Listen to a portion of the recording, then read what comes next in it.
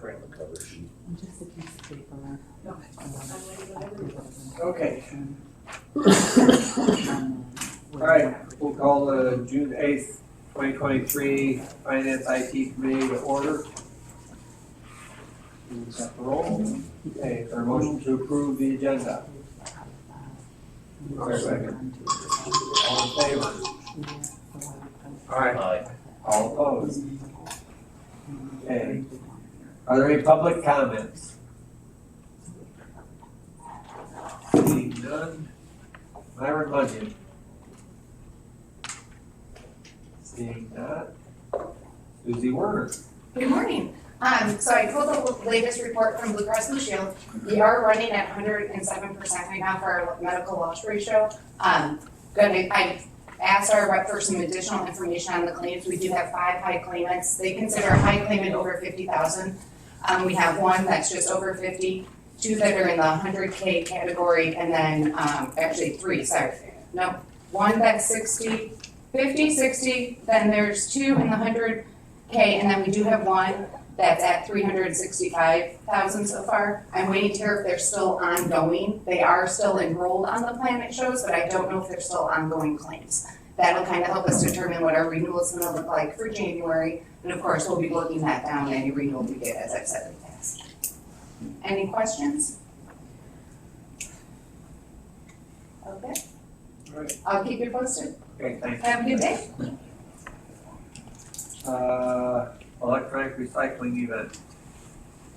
Hi, I'm Benny Marcier, and I'm here for the electronic recycling event. I'm a city alderman, and our Alderman Mark Garfield handled this last year, and he has since retired, so I volunteered. And the city and the county split this program last year. Very successful. I've got the numbers if you need them, but we collected almost 20,000 pounds of electronic recycling last year. An unbelievable number. We got 11,000 pounds just in old TVs. So very successful. We had a lot of people from all over the county there. When people come into the event, it was held at the Riverside lot last year. We take addresses down so we know that first of all, the people that do this want to count. But we also see where people came from the county. And they're just all over the county. Almost everybody came through there, thanked us for doing the event. The city and the county for doing this event. Very, very happy to get rid of their stuff. So I'm here to see if the county would be interested in splitting the cost again, as it did last year. Last year, the total for this event was $9,357. And of course, we split that last year with the county. So we're interested in having the county split the cost again this year. The event is scheduled for September the 9th. We're just not sure if it's going to be in the same location or not. If it's going to be at the Riverside parking lot or Big R or somewhere in that area. So, did you guys have any questions about the event? Any comments about it? We're hoping that the county participates in this. Well, I think there's funds in that account yet, correct? Yes. It's being used from that solid waste fund. It's quite a good balance there. So do we need a motion? Yeah. I'll make a motion that we split the cost of it. Second. Anybody else got any discussion on it? And of course, we don't, I mean, that's an estimate of what it was last year. We don't know Yeah. exactly what the cost is this year. It's going to be pretty close to the same amount, I'm assuming, or maybe less because people may not have as much as they did last year, so it might be less. Every year they seem to have more than. I know. It's like they find the stuff somewhere. I think wasn't it what 2 years ago we had our share was like 6,500 or something like that. Yeah. I think they go by weight, but I don't know what that number is right off the top of my head. But it's a great event. Like I said, almost everybody came through, thanked us for having their event. and nowhere else to take the stuff. Right. Keeps it out of the roadside ditches. Absolutely. Well, I need to come back to the full county board meeting, to get the final approval, or is this gonna be recommendations for the committee? It'll be voted on at the full county board meeting, but I don't believe we need to come. Okay. There shouldn't be any issues with it. Okay. Especially if we can mention we can drop off stuff at your house after the event. I do like the thought that you had earlier before this meeting is, of doing a 6-month event. I might talk to them about that and see if that's something that they might consider or not. Because these people are from Springfield, so it may not be worth it for them to make 2 trips out of it. So, All right, got a motion and a second, is there any further discussion? Go ahead and take a vote. Aaron, Yes. Alt, Yes. Bowers, Yes. Geiger, Yes. okay. Thank you for your time. Thank you. Motion approving resolution to extend circuit clerk audit 6 months. And this is because it has to coincide with the county audit, is that correct? This same resolution was presented to the judicial committee yesterday afternoon, and they approved it as well. It really only is necessary for one committee to approve it, but just because of the nature of it, thought maybe have both committees endorse it and so forth before it goes before the board. It's largely due to the fact that we're a few months late with our audit, and the two have to work together, so. Need a motion? This will allow that requirement that the circuit clerk has to, because she was supposed to have hers in by May 31st. I'll make a motion to extend the, circuit clerk audit to 6 months. Is there a second? Yeah, I'll do it. It's your turn, Charlie.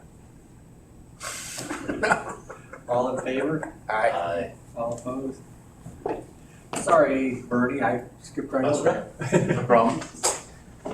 I just got a couple things. So obviously one item has been the backup internet. So I did some research trying to find somebody to do, like, have a different provider with come different circuits.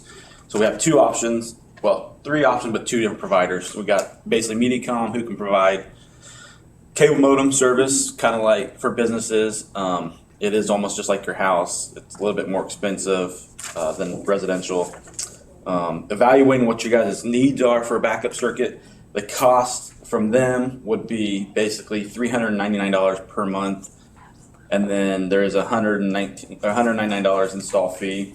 Now that's Mediacom, that's cable modem. So the way cable modem works is that's kind of shared bandwidth, right? So whoever's on the NID around this area is going to be pulling bandwidth from all that. So will you ever get that full speed? Probably not. That's just the way cable modems work. So that's one option. The other 2 options are Connexus or /Metro. They're kind of one now. They've got the fiber here in town. So they have asymmetrical and they have symmetrical. The asymmetrical cost, what we're looking at here is the speed is like 200 meg up and 200 meg down, 50 meg up. They break it out and they could do a 3-year contract or a 5-year contract.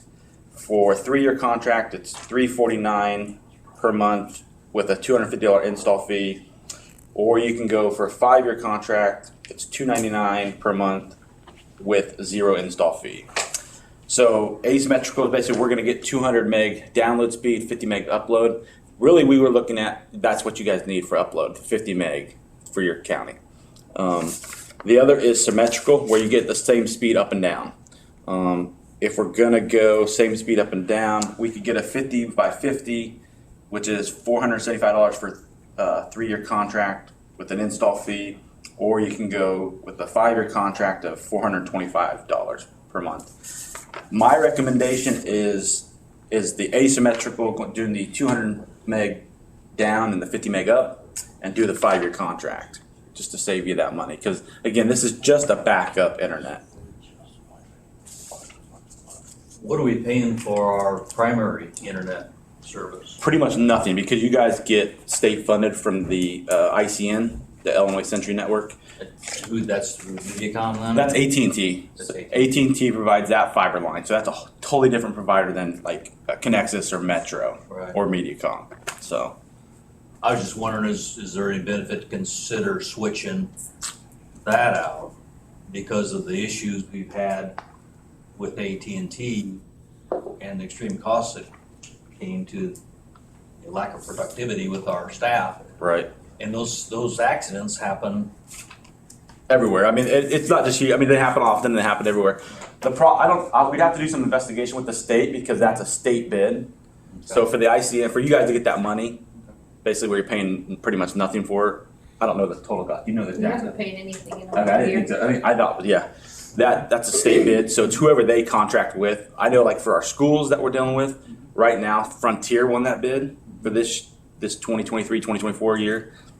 So it could be different. I'm not a fan of Frontier. I've seen bad issues with them. Right. So, but you know, it's the state, and that's what they Just choose. Living in Watsika, Mediacom doesn't come high on the list of. Right, right, and that's why we recommend Connexus, which is a fiber handoff. So that's the nice thing. This is all fiber. Even the asymmetrical, which is cheaper, that's a still fiber handoff. So that's the one I would recommend. I just pulled Mediacom's pricing, so we had options.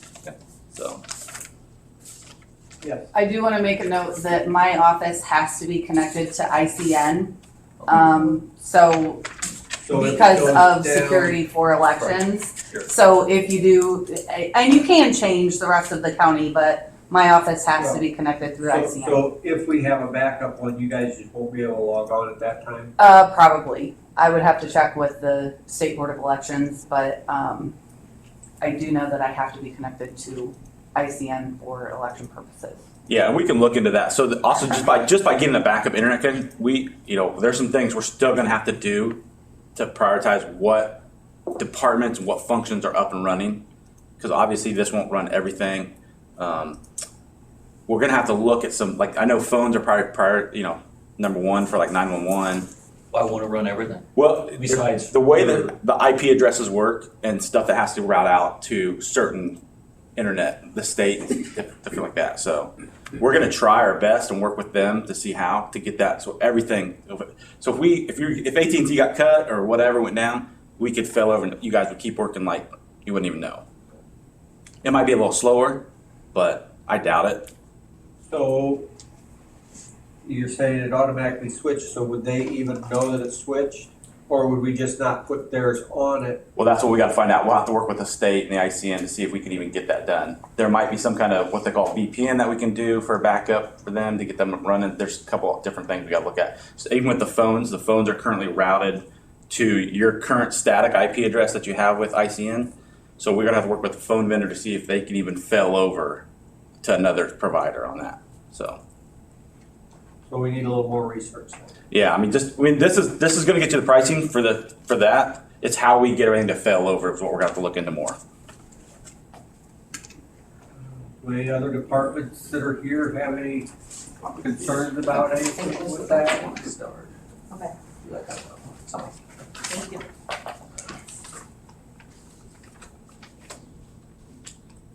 Nothing you can think of right now? Okay. What do we need to do to pursue the Connexus? Do you need a commitment from us to pursue Connexus then, so you can? So I pretty much talked to the sales gentleman for this area. I think he actually lives north of Rantoul, but I talked to him. So if you want to move forward with getting this backup internet going, he'll have to come up with a contract, and then I can get the contract and present it. But you need a little more research to make sure. Well, we just got to figure out how we got to work with these different vendors to see the backup internet's going to work. We just got to figure out how we're going to make it work with that backup internet. So. And what departments can and can't be Mhm. included on it? Well, then why don't we just put it on the agenda for next month? Well, he said they need to come up with a contract. We're not signing the contract. But, Well, Well, we want him to move forward, but right, then he can report back to us next month. Because we gotta figure out how we gotta do the clerk's office and things like that.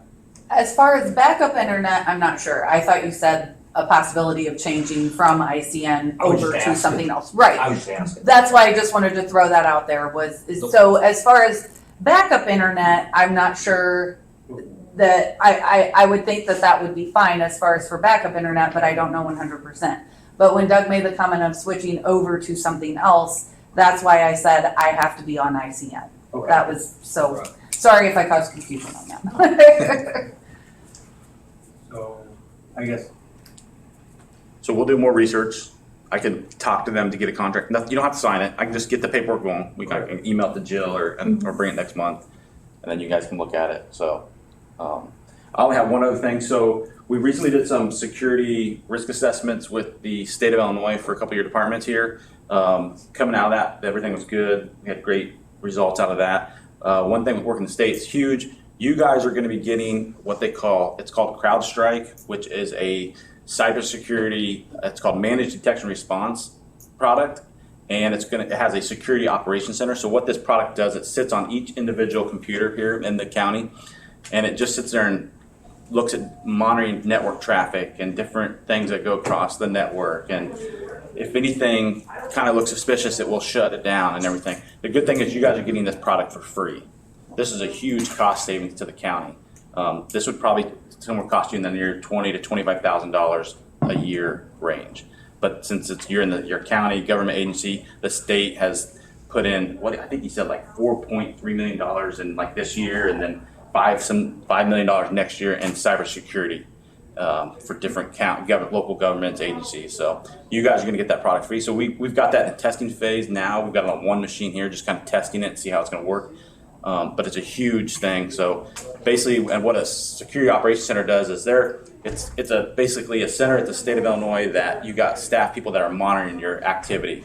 So if they see something hot, like a lot of data being transmitted outside of your network, they're going to shut that machine down and they're going to contact us right away and say, hey, we may think you got possibly hacked or something's going on. You want to check it. It could be a false positive, might not be.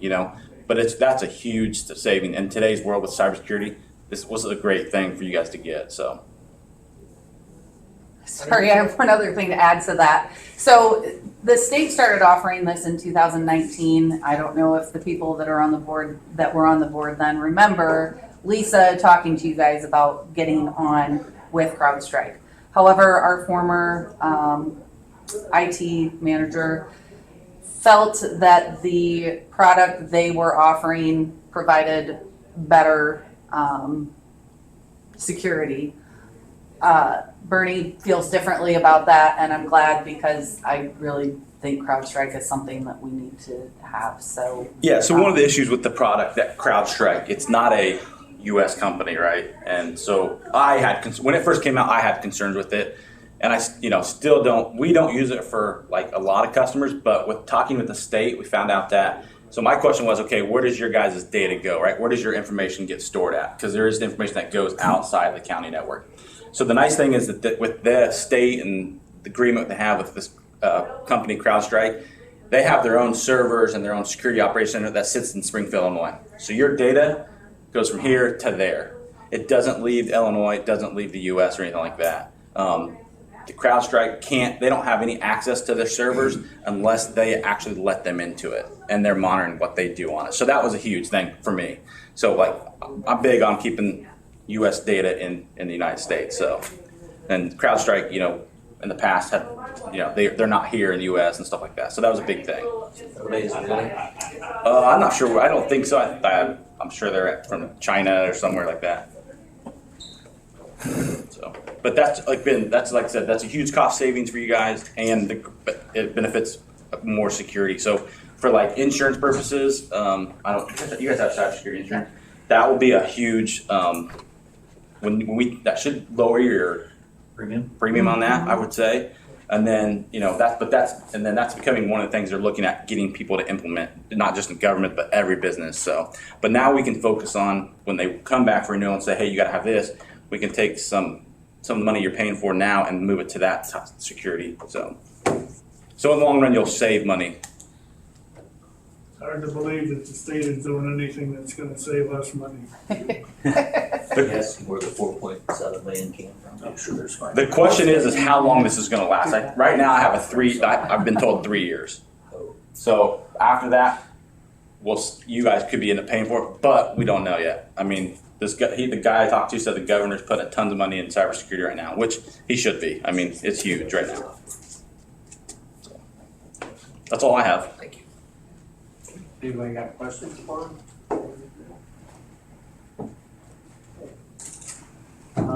Motion approving corrections officer's contract. I'll make that motion. I'll second it. We have 4 members here of the negotiations committee, which is the tentative agreement with the unions. It's a matter of formally approving those contracts. I've gone through them, and I believe we have the correct language in there now and correct The state's attorney. statements of the wages and so forth that are gonna be paid and so forth. State's attorney approved it all, or I guess we have the different lawyer for that, don't we?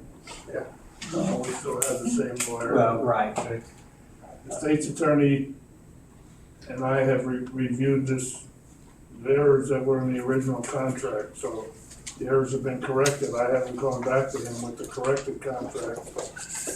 I mean, we corrected all the errors that were noted in the original contracts that were submitted several months ago. and that is what the union voted on, was the corrected wording. The unions have approved them and signed off on them. The sheriff has also signed off on them. It's up to the board to approve them, and then I'll sign off, and then Brian will sign her attestation and so forth, and we'll be all set to go. John, I'd add that these mirror the deputies' contracts, only took longer to sign it, so, or agree to it. I'm not sure I understand what you're, Well, we voted on the deputies and theirs is the first time. They backed out, said they wanted a little change in it. After meeting's over, they decided, well, let me go along with the deputies, so actually this is the same as the deputies' contract. the deputies' contracts are all done. Well, yeah, maybe that's why they're done a month before this one's done. This is for the correctional officers. I think he's saying they're the same. The wages are the same. Yeah. Wage increases That's are what the we did, same. is hit the Right. budget.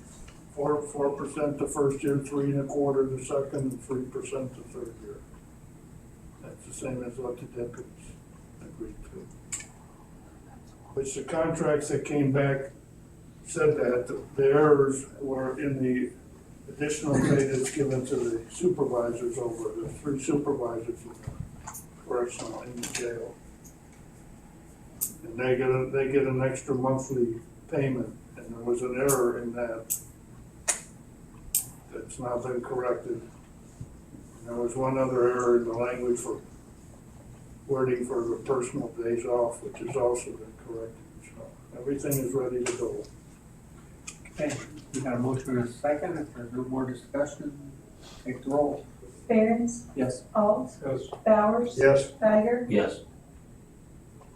Okay, department head reports. Jill? I spoke to Faith yesterday.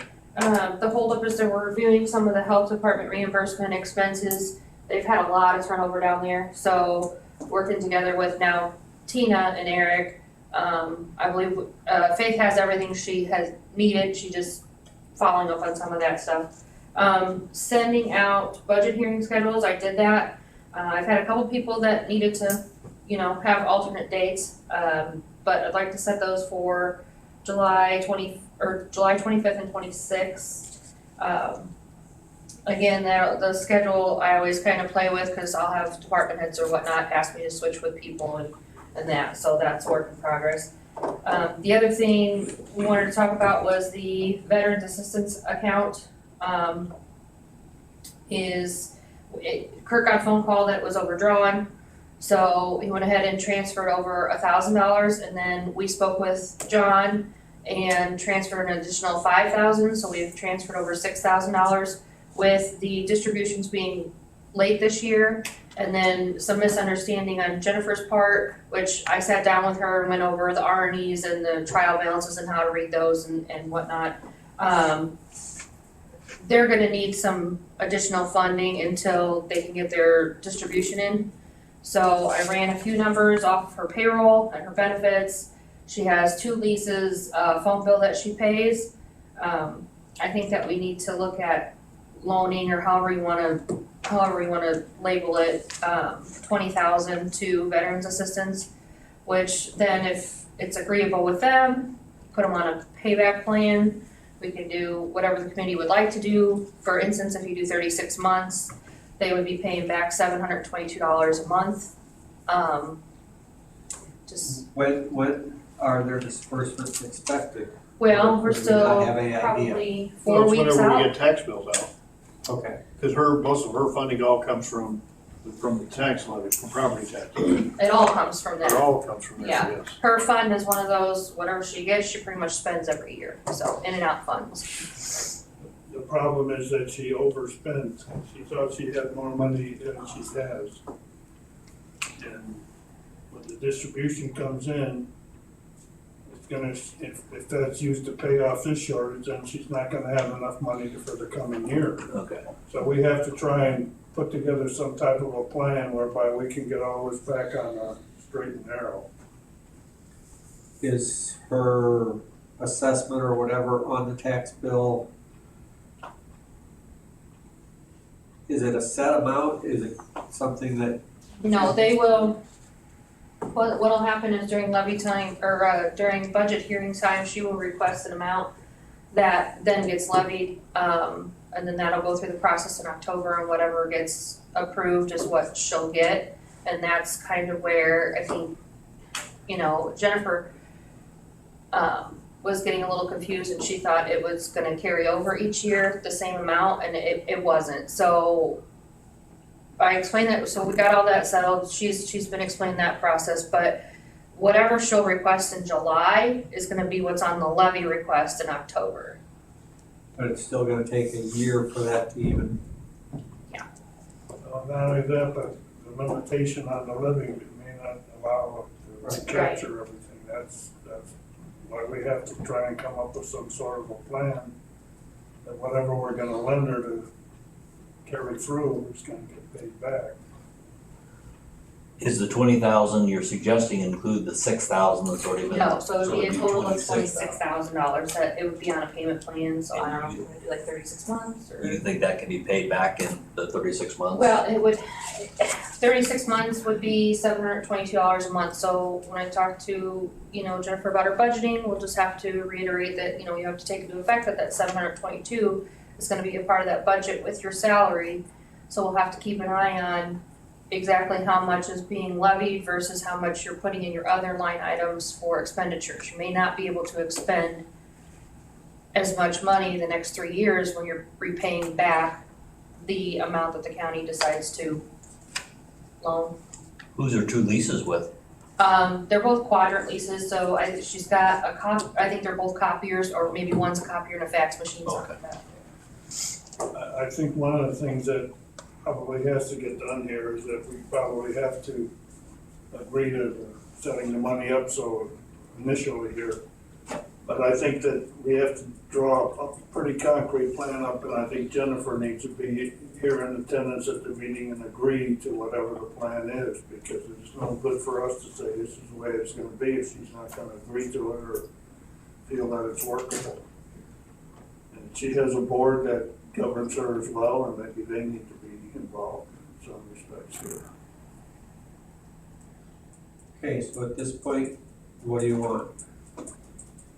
Well, I'm just informing the committee of what's going on, and I mean, it's, if you want to, it sounds like we need to discuss this with Jennifer and her board on what they would like for us to do,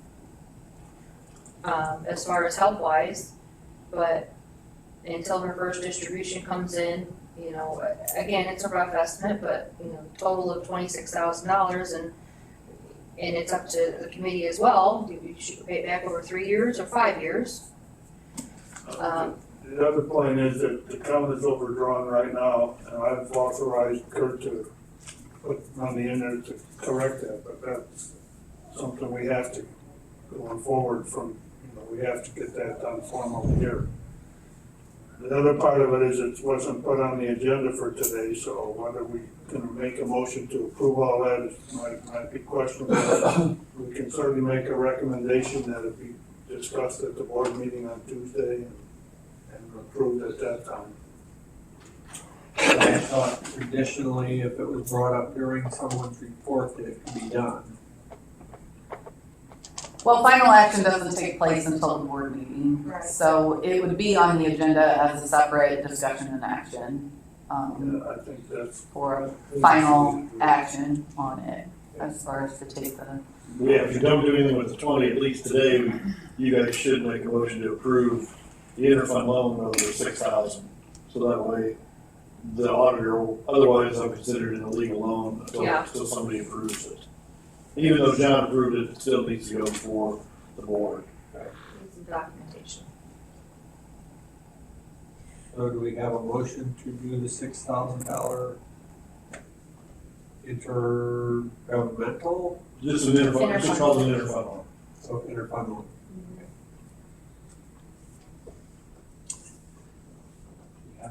Yeah. Motion, is there a second?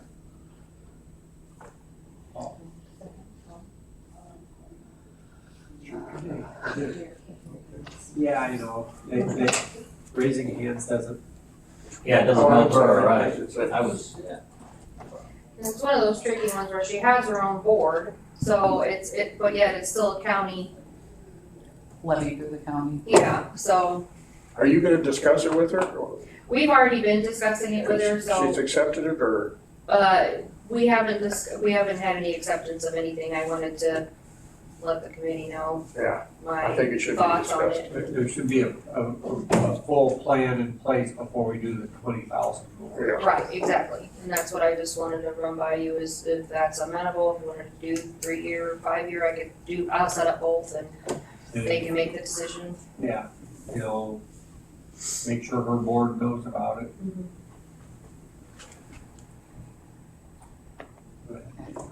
Barons. Yes. Alt. Yes. Bowers. Yes. Geiger. yeah. Because most of the stuff that she overspent on was on assisting veterans on stuff that she thought she had extra money left in her budget because she didn't use all of it from year to year, so she thought some of that carried over. So it was just nothing on extra personnel or anything, it was just, she was just assisting the veterans in the county. She's only had, what, $1,000 budgeted for that, she's already spent, what, $7,000, I think? Almost 8, yeah. So. There How long must has have she- been a greater need for it this year than she has had in the past, so. How long has she been at her position? I don't know, she was here when I was here, so when I got here, When did you start? 5 years ago. She's been here. Okay, I feel like it might have been like around 2014, 2015 when she started, but I don't remember. It's been longer than 6 years. It's been a And while. now this just came up now that she doesn't understand the system? Okay. Well, she didn't have the need to spend money before now. Yeah, it's never been an issue because she never had spent that, but like I said, for some reason this year, she's had a lot of veterans that needed some type of assistance, so whether it was, That's kind of suspicious. housing or something like that, so. Times are tough. You know, but still. All right, well, Kurt, we're up to you. Well, I don't have anything right now other than we're, like I said, I don't think the state's come back with a multiplier, so until they do, then Bree can do her job and then roll to me. So the only other thing I got, we're gonna do this now or later. You can mention it. I got an application for the revolving loan fund from Watsika Ford. So, they're requesting $500,000 for, they're putting a building addition onto their location here, over here on the east side of Watsika. So, we would need to set up a committee to investigate or, get some bankers or whatever to talk about them, review their financial stuff like that.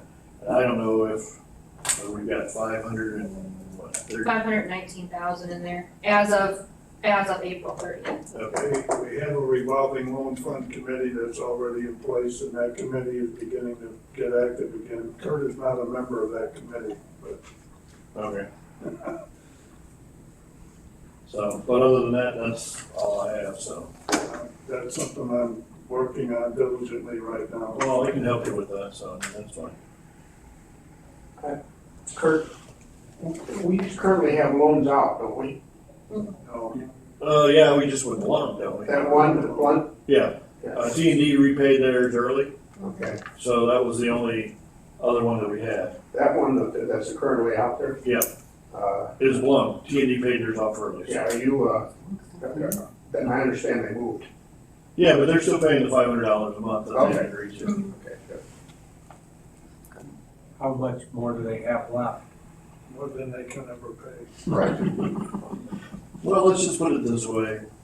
I think we'll all be somewhere else before that loan ever gets paid off, so. Well, at least we're getting some. All right. The benefit to the county with the blunt loan is that we learned a lot of valuable lessons. Yeah. Is that loan tied to jobs then? Is that loan tied to jobs? No. Well, It was initially because the judge had a brainstorm idea of doing something that he thought was gonna create a whole Corn furnace, right? big deal with burning corn cobs, and Well, I meant going it never forward, materialized. in the loan. I was thinking when I did mine, it was tied to jobs, the new jobs. Right. Yeah. And that's a big part of the principle behind revolving loan is the jobs that create. The one from Watsika Ford is similar. He's anticipating hiring more people. That'll be part of our evaluation of this application. Right. We could also apply for some ARPA money, as you know, from the ARPA committee the other day. so We're trying to steer more into the revolving loan because the money's there. We can get that paid back with interest, use some of the ARPA money for other things. So with it being tied to new jobs, is it just, okay, there's gonna be new jobs, so we'll loan you money, or is it so much for every proposed new job? How does that work? There really isn't any way that you can say a certain amount of money for each job because every situation is different. Something that the committee has to take into account and evaluate.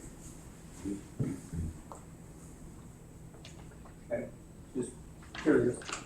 And obviously, a lot of times things don't materialize, the D&D loan, I don't think that's materialized the way they envisioned. You don't have the jobs out there. But that loan has been paid back, and there's a risk in any loan that you're gonna have those kind of situations. I mean, he's anticipating on the application, in the next 2 years, he's gonna put in 11 new positions. And how much were they asking for? 500,000. About 50,000 per job. Right. On top of the 47 employees he's got there right now, so. I think one thing you have to remember, it isn't necessarily the number of jobs that provides the benefit to the economy and the county either. In the case of an automobile dealership, but there's a lot of revenue that the county can generate just by additional sales and activity over there. Okay. Sheriff? Sure. All right, so Correctional Officer Blazes graduated the Corrections Academy on the 5th of May. He didn't pass his state test. He was scheduled for a retake on the 20th, but he resigned yesterday. So, have a little turnover. Deputy Reifenberg is in police training down in Champaign. He started on the 8th. He's scheduled to graduate August 24th. Deputy Ravens is progressing through his field training well. He'll be transitioning to his field training on night shift with Sergeant Feller. Deputy Heron, he resigned for personal reasons and took a position with the health department. We do have one officer that's retiring at the end of the year, well, towards the end of September. So we should be status quo by the time Deputy Reifenberg gets out of the academy and gets done with his training. We'll be a little bit behind where I want to be, but we did do deputy testing. We did the physical agility. There was 12 applications, 8 showed up, 7 passed, 7 went to the written test, and 6 passed out of that. So 6 will proceed on to the merit board interviews. We're scheduling a deep clean of the jail by ServPro. Chris got a quote by ServPro, and we were able to pay that through the jail commissary account. The last new squad truck is almost finished with all the lights. Our installer had some health issues, and so it's been a little slow. Plus, he's got work with other departments. We did apply for 2 grants for the mandatory 5-year upgrade for the ballistic vest for patrol. The total cost of the new vest is approximately $33,000. That includes a heavy rifle plate that they can put in the front. It's a lighter weight plate than what they've had in the past, but it does offer extra protection for patrols. The telephone upgrade for the jail and the sheriff's office. Wiring is run, the equipment's installed. As I understand it, we're waiting for AT&T. So that They should have be, 2 more lines to port. okay. So.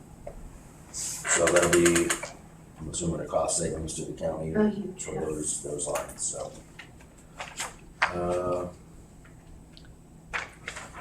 Anything else? So on the vests, do you replace them all every 5 years, or do you do so many per year, or how do you do that? They all have to be,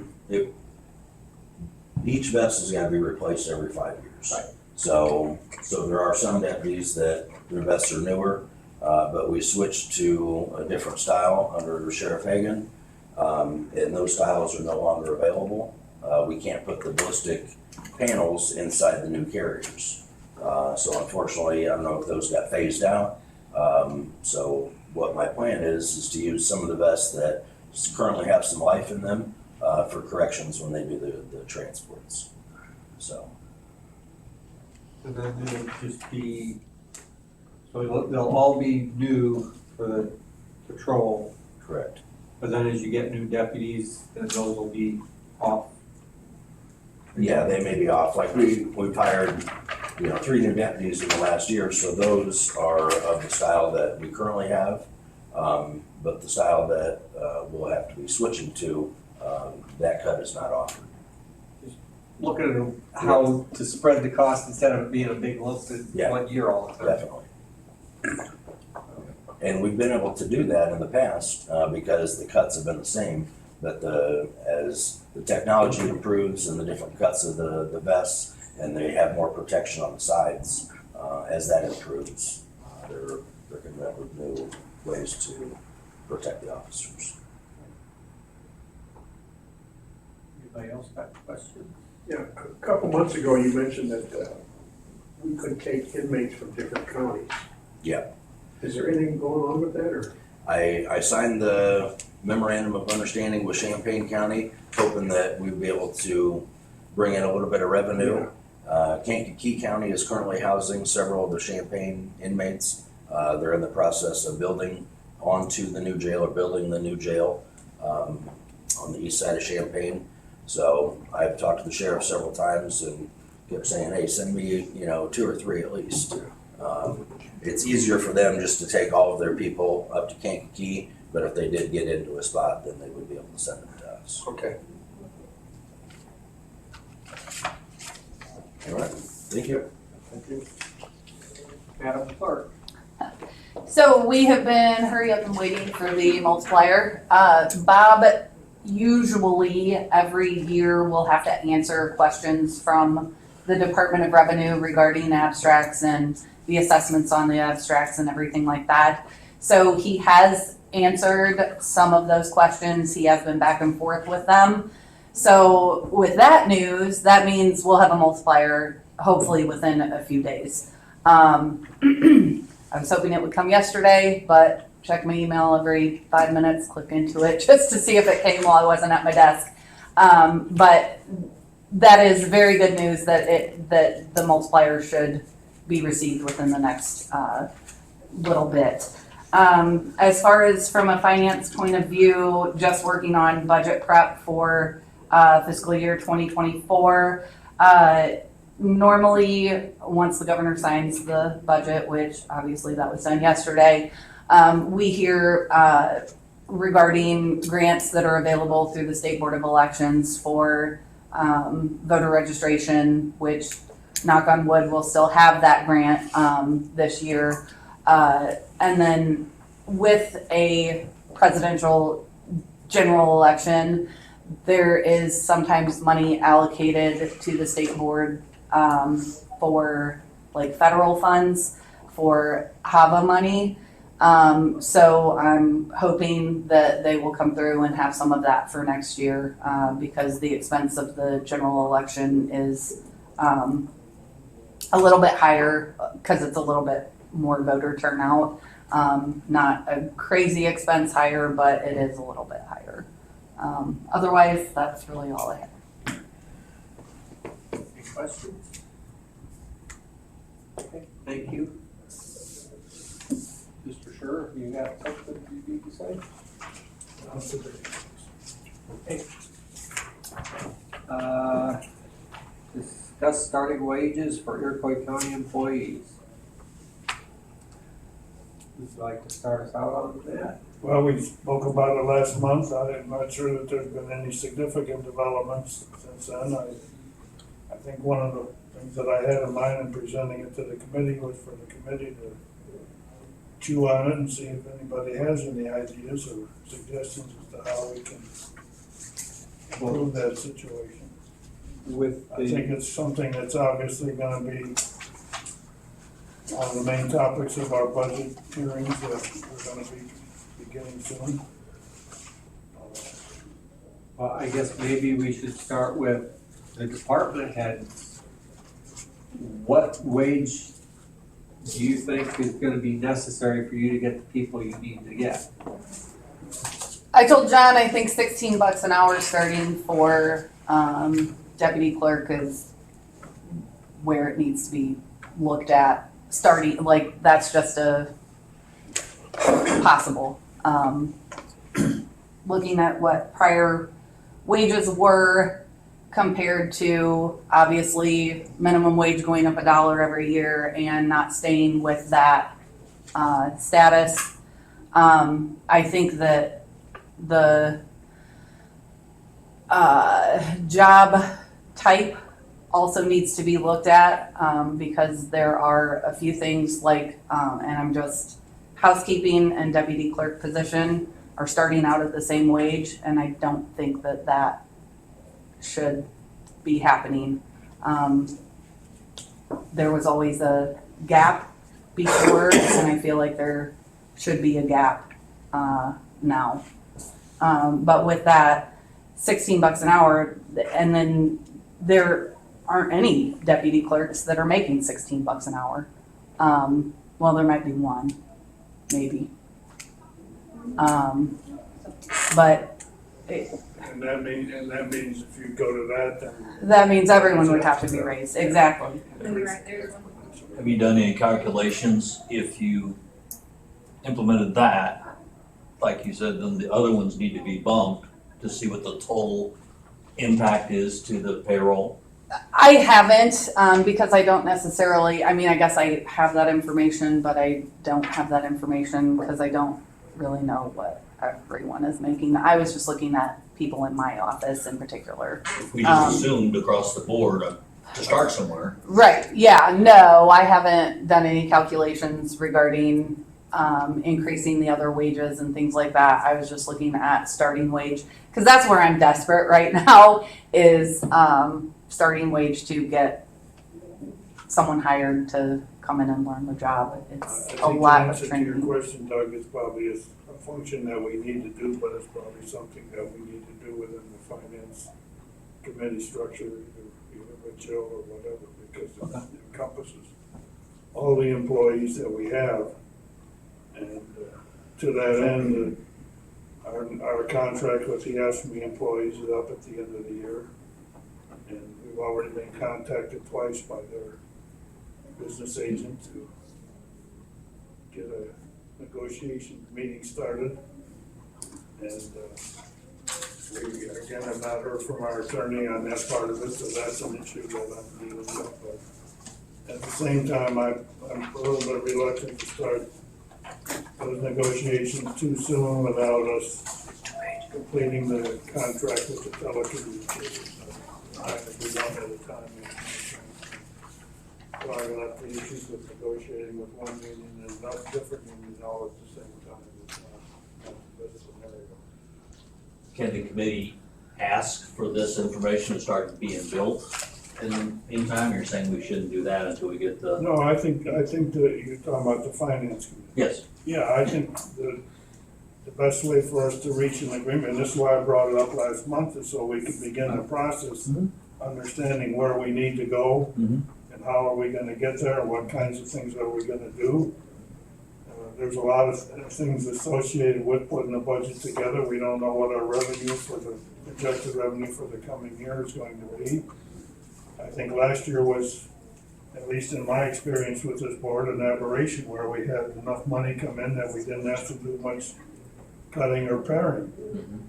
I don't think that's gonna be the case this year. I think we're gonna be going the other end of the spectrum where if we're gonna accommodate these increases, we're gonna have to find probably that our revenue isn't gonna be increasing enough to accommodate that. So we're gonna have to cut somewhere right, in order to solve this problem. So I just think, anticipating that, we need to try and envision scenarios, work out different ways that we can get this accomplished. I'm not gonna be able to sit down here on a meeting towards the end of July and interviewing department heads and going over their budget requests and say, well, okay, this is where it's gonna be. And we can't do it that quickly. I just don't see how that can happen. So that's why I wanted to start getting into this sooner, but at least gives us an idea, along with what Brian is saying, as to where we think we need to be in order to operate effectively. And in order to operate effectively, we have to have competent employees. In order to get competent employees, we have to pay them a decent wage. So I mean, that's pretty simply the way it is, and I think that's where we need to get to be, and how we're gonna get there is probably not gonna be an easy task to do it, but I think there's some way I'm gonna have to do it. I think I also want to add, because I said this in my email to John, I know that looking at the percentage of increase on those wages is going to be a ridiculous amount of money when you're used to seeing 3% or less. You're going to be talking 25% increases in some places, 27%. You can't look at the percentage of increase on that dollar of a wage. You just can't do it to make it a living wage for people. And it's not even really a living wage for people at $16 an hour. I mean, where it used to be $15 an hour was good wages, but now that they've upped the minimum right. wage. Right, exactly. And I realized that when the board did negotiations for those contracts, that it was to try and put off the payment a little bit longer. And we knew we were going to be seeing a 7% increase, but it also is really decreasing the quality of employee that we are receiving applications for. That's correct. However, at the time we made those decisions, we were not anticipating the kind of inflation that we Exactly. I know. So that's really the villain in the whole process here, I Right. think, is the Right. inflation aspect of it. can you run through this, So what I provided, I had emailed to John and, I believe Michael McTaggart and, previously, but this is proposing the AFSCME, this is the AFSCME chart as it is with a 20% increase. So it would put starting wages as of December 1 at $15.74. So then going forward, you know, the goal is to kind of mirror what the deputies and them have gotten with increases at the 4, 3.25, and 3%. So that would put them at, if we're just looking at deputy clerks, which is the first line, the secretarial, clerical line, I put them starting wages at $15.74, with the first year going to $16.37, second year going to $16.90, and the third year going to $17.41, just to kind of give you an idea of what a 20% starting wage increase would look like. And then the second sheet I provided is a list of all the employees the county currently has on payroll.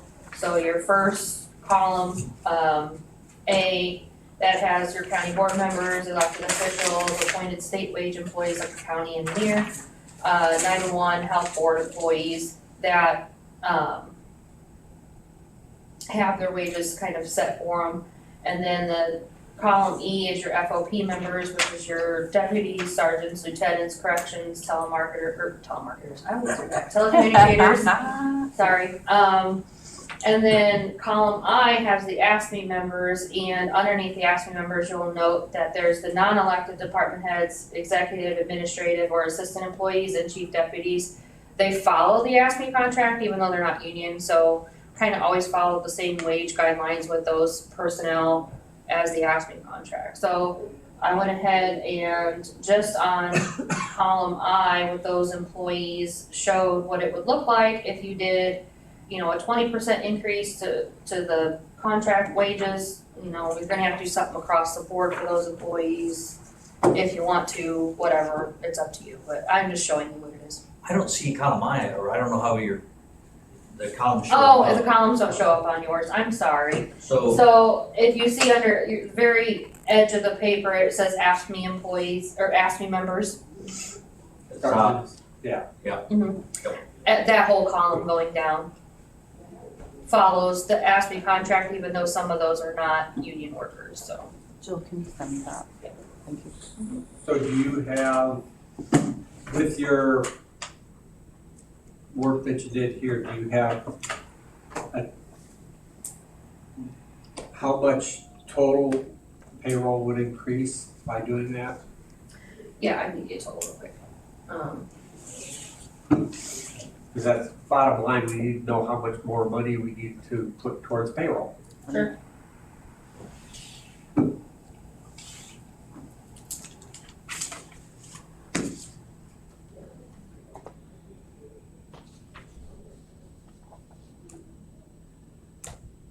And I know we need good people to do the work. How is that gonna affect our other things that you guys are doing, or is payroll your main expense? You know, most of the department's payroll is their only expense. That's a lot of what, I know the clerk's office has equipment and stuff like that, but they also have to get, how does that throw that budgeting off if we spend more on payroll in your department? My budgeting is going up this year a lot because of the new election equipment. Like I said, when we first started talking about this, it's one of those things that I can't control what the fees are for that. And it's going up tremendously, unfortunately. However, the work still has to be done. Right. And the county provides a service. I mean, that's the thing. We provide a service and we need to be able to provide the service correctly. We need to have people in Kurt's office that can answer questions about the tax bill. It's not really that cut and dried once you start talking multiplier. Do you know what multiplier means? Most people don't. Right now, we're gonna be working on a multiplier that is not one, so assessed values are going to be taken into consideration a little bit different, unless Bob got the number spot on. There's just a lot that we do that it takes a lot of training. So with that 20% increase from what it currently is to doing a 20% increase, you're looking at approximately $335,000 Increase? increase in payroll Per year. per for the- year. For the whole county. But then there would be, that's initially. That's initially, so then you would take your 334 and if say they agree upon a 4% increase, then you're gonna take it times 4%. Right. 3.25 for the second, and that's if they are agreeable to those. 335 was just for AFSCME. Just for the AFSCME and anyone that follows that contract, like Okay. chief deputies and assistants and whatnot. Does that take consideration that if John Jones has been here 4 years and is making about that same starting price, does that include a raise for him? Yep.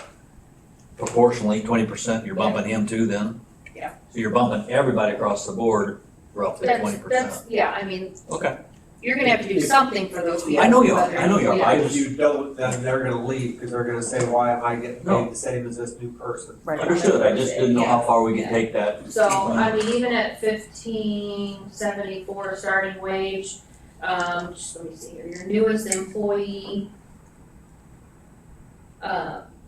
employee is gonna be making 22 cents more than them at 20% increase.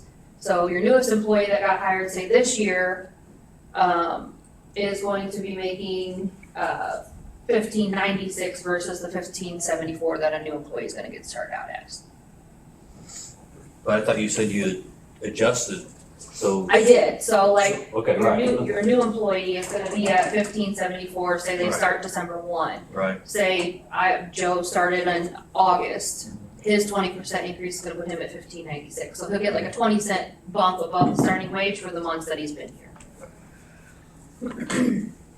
But I think you also need to, and this is why I was 16 or higher, is because that minimum wage is going up to 14 beginning January 1. Right. December 1st is when you're gonna be having those increases, and then it'll go up to 15 that next year. That's why I don't know. Yeah, I was looking at 20%, which puts you at 15.74, and if you look at the That's previous, beginning in 24. the previous comparison of the other counties, the other counties, 15.74 fees this year, December 1 this year. Right, but 14 is what minimum wage goes up to on January 1. Right. That's Right. That's That's where my $1.74 concern is. above minimum wage. right. but And if you it take a needs to look be at higher. 15.74, that'll put us kind of around where Coles and Piatt County are, with their EAV being about 517 million, and we fall right between there with 658 million. So that's kind of what I was taking a look at, is at 20%, putting us right in the comparison of counties with similar EAVs. you think But I that, mean, by all means, 16, whatever you wanna do. I think the other thing that we have to also keep in mind with all this is that with the other increases in costs that we're finding in all the other areas that we budget for, that you could easily be looking at a budget next year that might be somewhere close to $1 million more than this year's budget. I don't know if I did the math right, but the $1 increase in minimum wage is like 7%. So that 4% or 3% that we're used to giving is going to, the people are going to still be falling behind what the increase in Right. the minimum wage is. Yes. So, At the end of the third year, I think I took, last time I looked about it or whatever, it was 10%, we would be paying 10% higher than minimum wage. At $17.41 if they don't raise minimum wage past $15.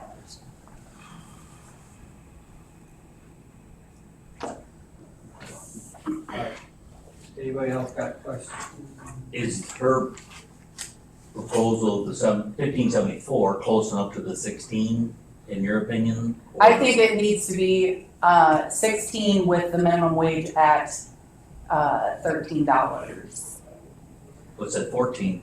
It'll be January 14 next year, so I think there needs to be an increase in that 16. Like, I'm looking at right now what I think minimum wage needs to be paid for county employees in my office is $16 with minimum wage at $13.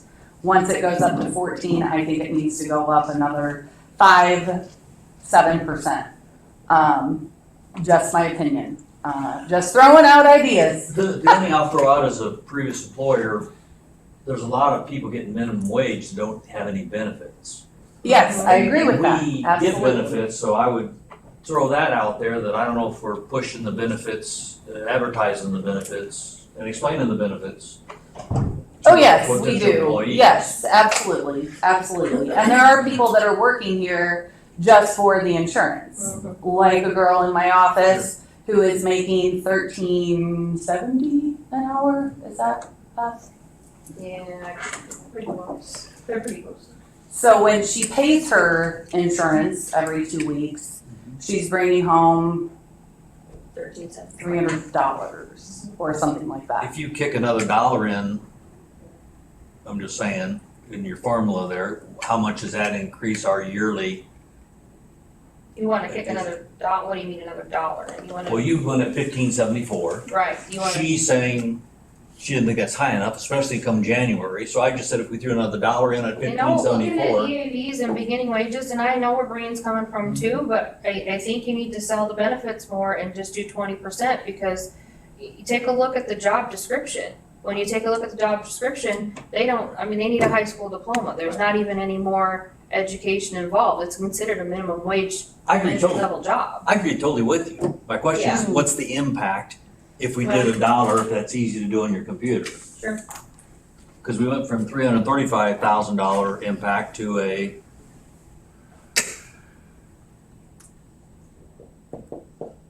One of the You're looking things, at, one of the things that we have to consider is all aspects of it. For example, you're bringing up about the benefits. In the past, there have been instances where the benefits have been reduced right. insofar as the employees having to contribute more for the health insurance. So again, I mean, those are areas and where some of these things can be adjusted if necessary.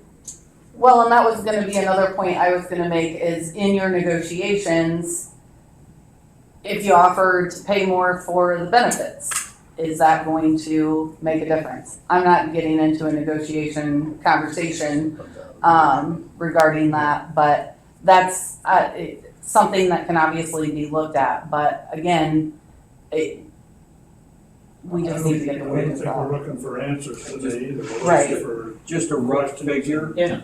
A 40-hour-a-week employee does 2,000 hours a year. So that's $2,000 at $1 an hour. Agreed. So that would be what's your increase per. But we're employee? 35 hours. Huh? We're 35 hours a week, Okay, well, so take 10 hours off. I just thought she could figure it easily so the committee knew what we're talking, a dollar increase costs us across the board this much for our budgeting purposes. I agree totally with John on, there's a lot of other expenses that, And we have other ways of increasing our revenues in the counties too. I mean, there's a lot of things that others have done that you certainly could consider. We've shied away from all those things for many, many years because we want to keep the tax burden on the citizens as low as possible. Right. Yet you're confronted with a situation where you are hard up against it. well, there's been a concerted effort to try to get assessments correct in the county. And if, That isn't going to produce more revenue. well, if there's ones that are not on the rolls, it should bring up some, maybe not enough to do much difference, but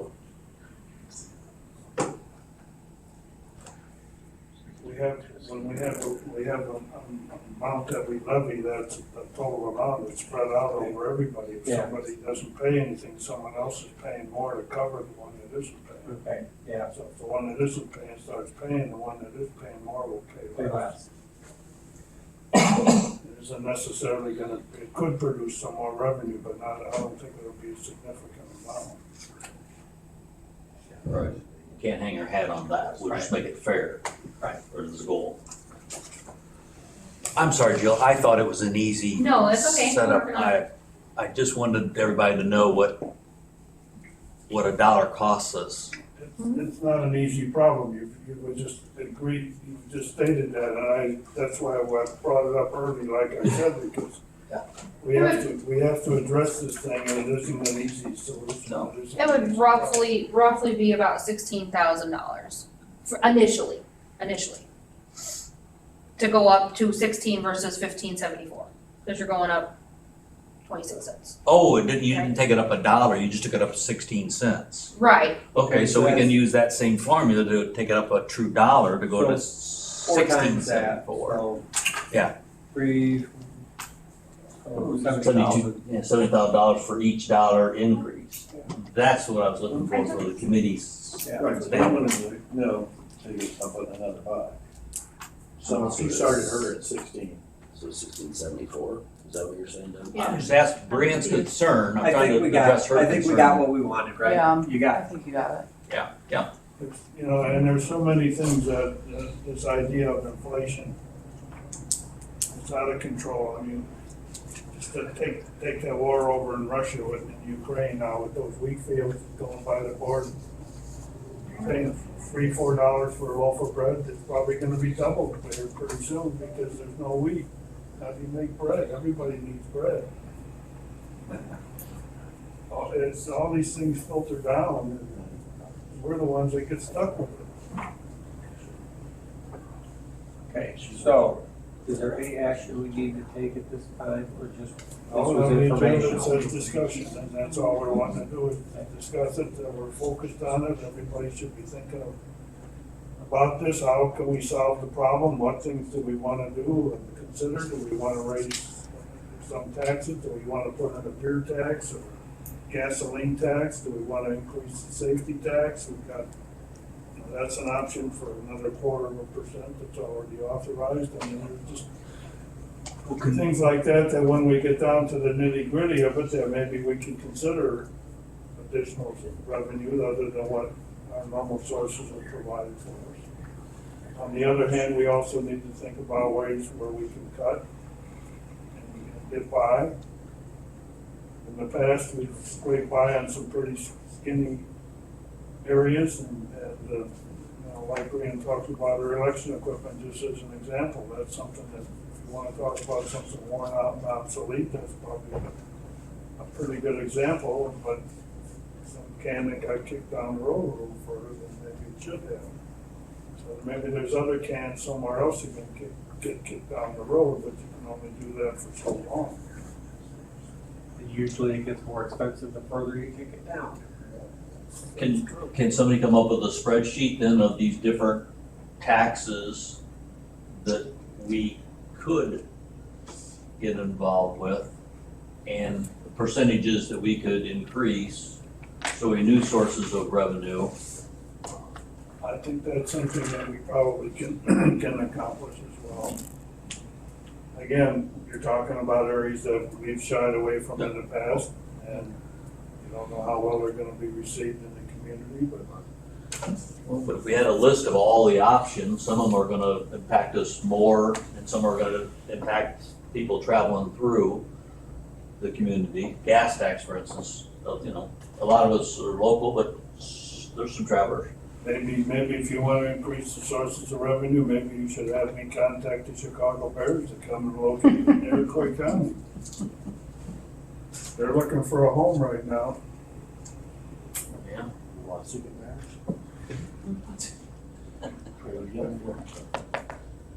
Thank you, Joe, for getting that. Obviously, that's a pretty far-fetched idea, but maybe there's some other ideas that we can make. Daniel got a casino.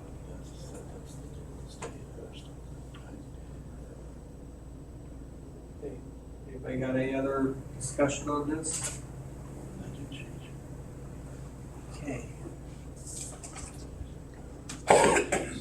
Claim, any questions on claim? just wanted to bring up, it looks like our insurance for our liability. Our liability insurance looks like, according to this, is over budget. I didn't know if there was something we did. We haven't gotten the, distributions yet either. So that'll well, I'm confused on the budget. The budget is 200,000. Year to date, we've done 214,000. So the distributions were lower. Well, when these budgets were being done, we were also in the process of renewing that. And the renewal came in a lot higher than what we initially expected. And that's, that's why it's on the agenda as well. We need to get with Myron about talking on the old courthouse to try to get that reduced so that our premium can get lowered, and they would credit that back to us. Okay. But we have one more payment for liability insurance, for the year. Sorry, I'm just looking where you're at here. Yeah, we have one more payment for the year, so that'll put us over a tad. And like I said, the difference there is that's kind of the number we came up with prior to the renewal amount that we received from ICRMT, who was also a new company from Bliss McKnight that we had the prior year. So it's just a matter of one of those, we budgeted what we thought we were gonna need, but with the new insurance company and the premiums coming in higher with the building evaluations, that one's gonna have to be adjusted at the end of the year if we don't receive any of those credits back from discussing and doing anything with the old courthouse evaluations. Of which he was charged a meeting or two ago to come up with alternatives, wasn't he? Mm-hmm. That's just one of the things I was alluding to when I said we could easily have a budget next year that's $1 million more. Right. than what we had this year. Those are examples of, seems every time we turn around, everything's going up.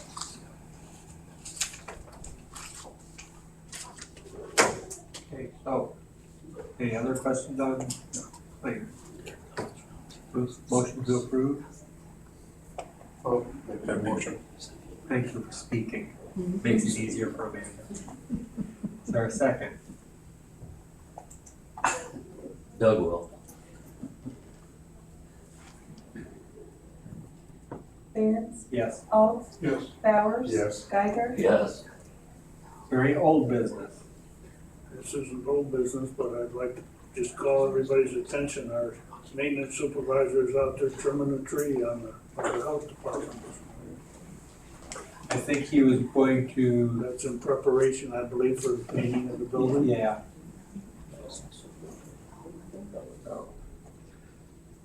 Wheels keep turning and everything is going fine, just finding the money to do it. Right, well, and getting the building painted this year, hopefully it's good for several years, because that would be one place that we would not want to spend money if we're in the budget crunch. And the money for painting the building is coming from the grant, Okay, it's not coming out of our budget. yeah, so. All right, any old business? New business? Motion to adjourn. I'm making the motion to adjourn. Is there a second? Doug seconds it. All in favor? Aye. All opposed? Motion carries, we are adjourned.